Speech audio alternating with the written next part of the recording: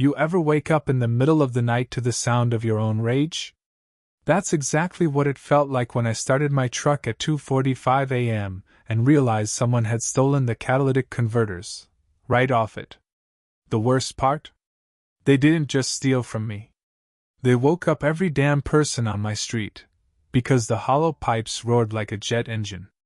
That's when I swore somebody was going to regret this. If you've ever had something stolen from you, you know that burning feeling, that helpless anger sitting right in your gut. Well, hit that like button, subscribe, and get ready. Because this story? This is the definition of poetic justice. It all started early last week. I'm a truck guy. Been one for years. It's an old F-250 I rebuilt myself, and yeah, I take pride in keeping it alive. So imagine this.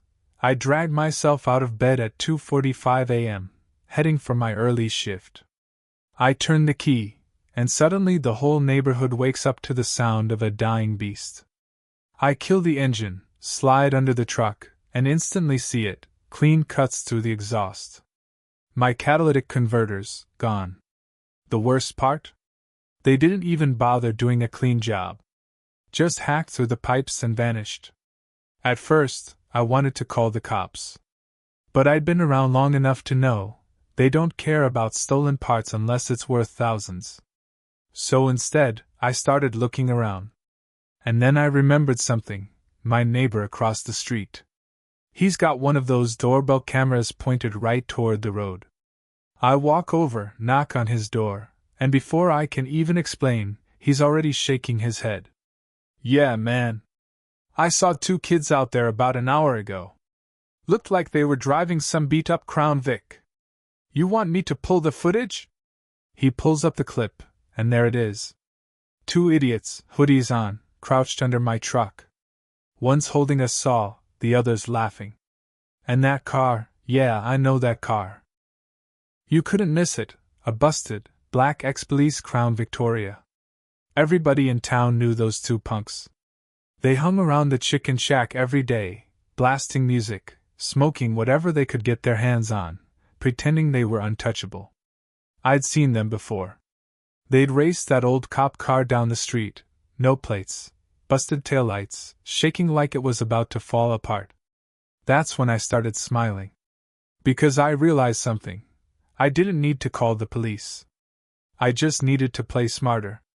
See, I work with code enforcement, and one of my good friends is a city inspector. I called him up, told him the whole story, and said, I think I've got an idea. He laughed. Oh, this I gotta hear. So I explained my plan. I'd report their Crown Vic as a public nuisance. No plates, no registration, illegal as hell to drive. And once I spotted it parked somewhere, I'd have the city tow it straight to impound. My friend loved it. He told me, do it. Just let me know when and where, and I'll make sure it's all logged. It didn't take long. 2 days later, I spotted that same Crown Vic parked half a block from the chicken shack. I drove past slow, pretending not to notice. But inside I was grinning. I called it in. Unregistered vehicle, illegal mods, sitting on public property. Might be abandoned. The response came fast. Tow approved. I hooked it up myself and drove that Crown Vic straight to the police station. The desk officer ran the VIN number, and get this, it hadn't been registered since 2011. The kids didn't even own it legally.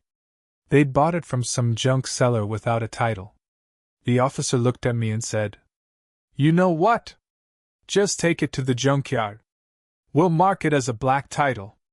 That means certificate of destruction. No recovery. No insurance. No chance. I towed it straight to the junkyard. And then I waited. The next morning, I get a text from a buddy. They're freaking out. Running around town looking for their car.